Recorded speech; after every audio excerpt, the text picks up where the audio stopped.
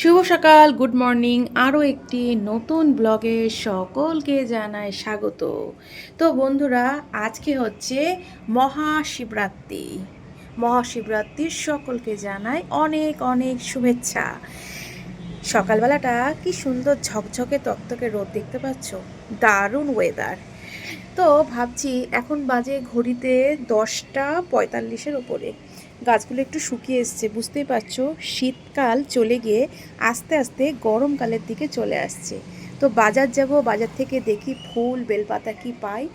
আর আজকেই আমার দেওয়ার ইচ্ছা আছে, তার কারণ কালকে তো শর্ট টাইম সকালবেলা হবে, তো ভাবলাম আজকে সকালবেলাটা অনেকক্ষণ উপোস করে সুবিধা হবে আর কি। আর যেহেতু কাজের ক্ষেত্রেও সুবিধা হবে, তো আজকে একটু পরে রেডি সেডি হয়ে বাজার যাব। আর তো চলো ঘরের কিছু কাজকর্ম সেরে নিয়েছি, সেটুকু তো শেয়ার করতেই হবে। উঠেছি অনেকক্ষণ, কিন্তু ওই যে বলে না, একটা দিন যদি মানুষ সময় পায়, সেই সময়টাকে মানুষ চায় কাজে লাগাতে। তো ঘর দূর পরিষ্কার করে নিয়েছি, ঝাঁট এখনও দেওয়া হয়নি। কিছু জামা কাপড় ছিল, সেইগুলো আর কি কাচাকুচির লিস্টে রেখেছি। তো এই টুকিটাকি কয়েকটা জিনিস অনেক কটায় জমা পড়েছে, মানে চাদর, শীতকালের সোয়েটার, জ্যাকেট, এগুলো কাচবো কাচবো করে একদমই কাচা হয় না। 10টা 45 অলরেডি বাজে। দাঁড়াও, একটা দিন সময় পেয়েছি, কে আর সময়টাকে নষ্ট করতে চাই বলুন? তো সেই জন্য সোয়েটার, কিছু জামা কাপড় সব কেচে কুচে তো চলুন বাজারে গেছিলাম। সকাল থেকে জল খাইনি। অনেকে শিবরাত্রির উপোস করে রাতের বেলা, কিন্তু আমার পক্ষে বিশ্বাস করো, কাজের মানুষ, বুঝতেই পারছো, সব কিছু মেনটেন করে ঠাকুরের মাথায় জল ঢালা। তো আমি চিন্তা করেছিলাম 12টার পরে জল ঢালবো। তা বাজার গেছি কখন জানো?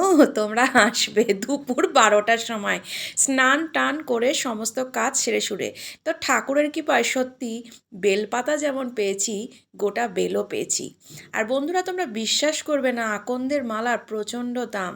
তো আজকের দিনে যত দামই হোক, কিন্তু মন চাই যতটা পারা যায় সমস্ত কিছু অ্যারেঞ্জমেন্ট করে, যাতে কোনো কিছুতে ঘাটতি বা খামতি না হয়, ঠাকুরকে নিবেদন করার জন্য।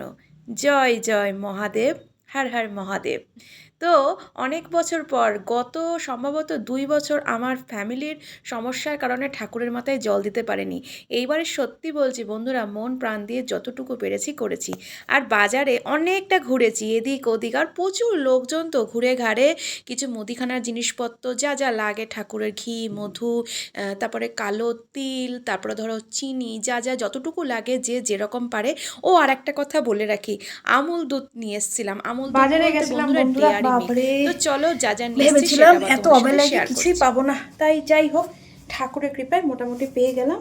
তো এইগুলো এবার আস্তে আস্তে করে রেডি করতে হবে। যেমন বেলপাতা অনেকটাই পেয়েছি, দাঁড়াও টাকাটা সরাই। বেলপাতা নিয়ে এসেছি, আর যেটা নিয়ে এসেছি তোমার আখন্দের মালা, দাঁড়াও দেখাচ্ছি। আখন্দের মালারও কি দাম বন্ধুরা, সে আর বলার কথা নয়। একটা দিন তো কিছু করার নেই। আখন্দের মালা তাও মোটামুটি, খুব যে ফ্রেশ তা না। এটা হচ্ছে গাঁদা ফুল। আর একটা বেল পেলাম, সেটা নিয়েছি সাথে। দাঁড়াও, 2-3 দিনের ফুল, একদম গাঁদা ফুল যতটা পেরেছি এটা হচ্ছে নিয়ে নিয়েছি।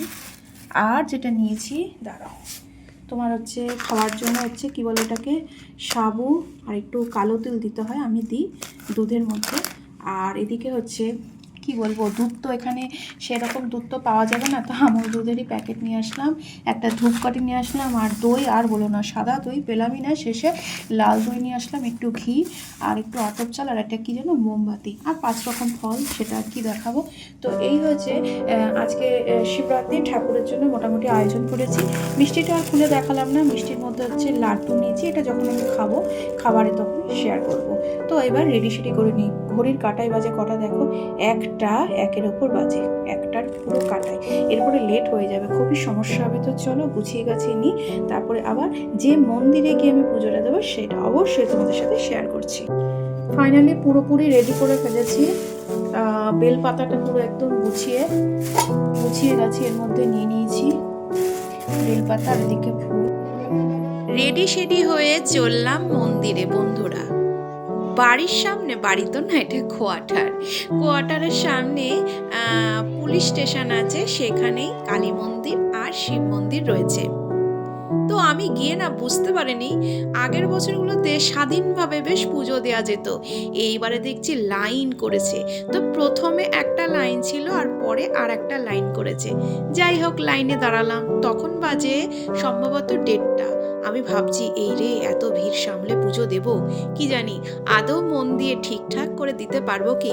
তারপরের গল্পটা আপনারা নিজেরাই দেখতে পারবেন। তো লাইন হয়ে গেল ডবল, একদম দৌড়াদৌড়ি করে সেকেন্ড লাইনে চলে গেলাম। আর সামনের ঠাকুরের ঘন্টাটা তো অবশ্যই নাড়ালাম। আর এই যে বাবা ভোলানাথ মহেশ্বর, জানো কি হয়েছিল? প্রথমে যে ব্যাসটাকে ঢুকিয়েছিল তারাই সবারই হয়ে গেছে, আমি বেচারি লাইনই পাইনি। আর এই শিবলিঙ্গর চারধারে খুব সুন্দর করে সবাই গোল করে দাঁড়িয়েছে এবং সবাইকে বলছিল দাঁড়াও দাঁড়াও দাঁড়াও, কেউ তাড়াহুড়ো করবে না। আগে করবে কি, জল আর দুধের সাথে ঘি মধু সব মিশিয়ে দেবে, তাহলে ফার্স্ট হচ্ছে ওই স্টেপ। সেকেন্ড কি করবে, ফুল নেবে, আর একজন আছে মন্ত্র পড়ছে, আর সবার লাস্টে ফল দেবে, আর যে যার গোত্র বলবে, নাম বলবে। আর এই দেখেন আমার হাত, আমি তো নট নরণচরণ, আমি ঠিক পজিশান নিয়ে নিয়েছি, আস্তে আস্তে করে সমস্ত মিক্স করলাম। আর সত্যি এত সুন্দরভাবে যে ঠাকুরের মাথায় জল ঢালবো নিজেই বুঝতে পারিনি। একদিকে ফোন ভিডিও করছি, আর একদিকে যে ঠাকুর যে আমাকে ভিডিওটা করতে উৎসাহিত করবে, আমি বিশ্বাস করো ভিডিওর ক্লিপটা পরে দেখেছি। সত্যি দেখো, অপূর্ব দৃশ্য, অপূর্ব দৃশ্য। তোমরা দেখতে থাকো বন্ধুরা, তোমাদের সত্যি খুব ভাল লাগবে। এত সুন্দর করে তৃপ্তি করে পুজো দিয়েছি, তা ভাষায় প্রকাশ করতেই পারবো না।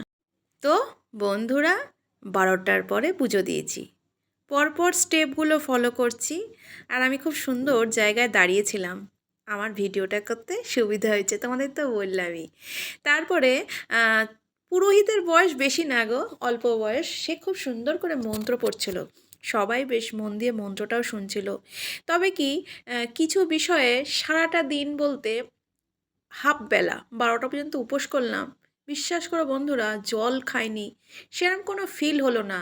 বলে না, যদি তুমি মন থেকে কিছু করো মানে মনটা সেদিকেই নিয়োজিত থাকে।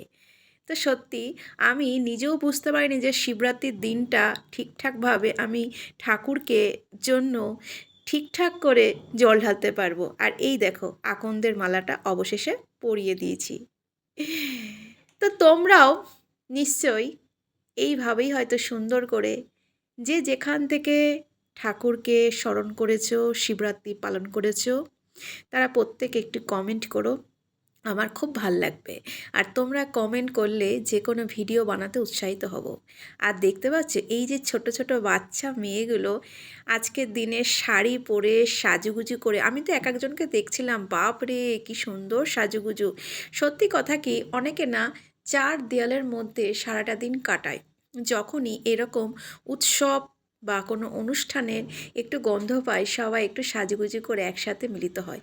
ও আর একটা কথা বলতেই ভুলে গেছি, পরের দিন এই মন্দিরে না খুব সুন্দর খিচুড়ি প্রসাদ খাইয়েছিল, কিন্তু আমার না কি বলবো ঘুমই ভাঙেনি, যার জন্য আমার যাওয়া হলো না, সেটাই যা মিস করে গেছি। আর এই দেখো ফুল নিবেদন করে সবাইকে বলছিল হাত জোর করে মন্ত্র পড়ো আর ঠাকুরের মাথায় তারপরে তোমরা দেবে। দেখতে পাচ্ছ এই দেখো আমার হাত, ওহো গুছিয়ে গাছিয়ে শেষ। বলছি না এই বছরটা অন্যরকমই লাগলো। তো ঠাকুরকে মন থেকে বললাম সবাইকে ভালো রেখো, সুস্থ রেখো, আর সামনের বছরও যেন সুস্থভাবে ভালোভাবে যেখানেই থাকি না কেন, পশ্চিমবঙ্গের যেখানেই থাকি না কেন, যাতে মন প্রাণ ভরে তোমার পুজো দিতে পারি। তো এইভাবে শিবরাত্রির মহাশিবরাত্রির যে একটা প্রহর সম্ভবত কখন লেগেছিল 9:40-এর পরে, হয়তো ওরকমই হবে। তো 12টার পর দিয়েছিলাম। আর কি বলতো, শুনেছি 12টার পর দেয়া যায়, সেই হিসাবে দিয়েছিলাম। আর এরপরে শিবরাত্রির ঠাকুরকে জল দেওয়ার পরে যে যে খাবারগুলো গ্রহণ করলাম সেগুলো তোমাদেরকে আস্তে আস্তে শেয়ার করছি। আর শেষে ফল নিবেদন করা হলো। এইখানে শিব মন্দিরের শিবলিঙ্গ ছাড়াও আরও মূর্তি আছে, যেমন হচ্ছে কালী ঠাকুর, রাধাকৃষ্ণের ঠাকুর। আর একটা কথা কি, ধূপকাঠি আর মোমবাতিটা নিচে দিতে বলেছিল, সেই জন্য এখানে কিন্তু কোথাও যাতে কারোর কোনো সমস্যা সমস্যা না হয় সেই জন্য দেওয়া বারণ ছিল। আর শেষে দক্ষিণাটাও নিচে দেওয়া হয়েছিল। তো একটা মজার জিনিস ঘটেছে, মোমবাতিটা এতটা বড় সাইজের কেনা হয়ে গেছে, কোথাও না আমি সাপোর্ট করতে পারছিলাম না, শেষে একটা জায়গায় মাটির লেয়ার আছে সেখানেই দিলাম। তো বন্ধুরা, মন্দিরে আরও যে সমস্ত ঠাকুর আছে তা তোমাদেরকে দর্শন করাই, চলো। রাধাকৃষ্ণর মূর্তি রয়েছে, খুব ভালো, খুব সুন্দর দেখতে। ওখানেও অনেকে ধূপকাঠি দিচ্ছিল, মোমবাতি জ্বালাচ্ছিল, আমিও সেখানে একই রকম সবাইকে দেখে দেখে করলাম।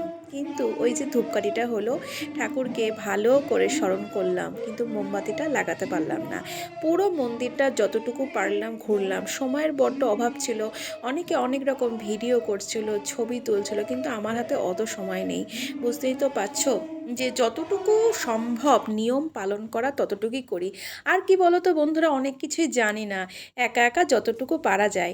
যাই হোক, সমস্ত কাজ সেরে এবার ঘরের পুজো। ঘরেরও তো শিব ঠাকুর আছে, তো মন দিয়ে ঠাকুরকে নিবেদন করলাম যতটুকু পেরেছি। যেমন লাড্ডু ছিল, তারপরে হচ্ছে দই ছিল, তোমাদের তো দেখালাম যে সাদা দই পাইনি, লাল দই। আর শেষে খাবার বলতে আমার এইটাই হচ্ছে লাড্ডু, কলা, যা যা ছিল, আর একটু গুড়ের শরবত নিয়েছিলাম শরীরটা যাতে ডিহাইড্রেট না হয়। তো বন্ধুরা, সব কিছু মিলিয়ে মিশে আজকে ব্লগটা এইটুকু। টাটা, ভালো থেকো, টাটা।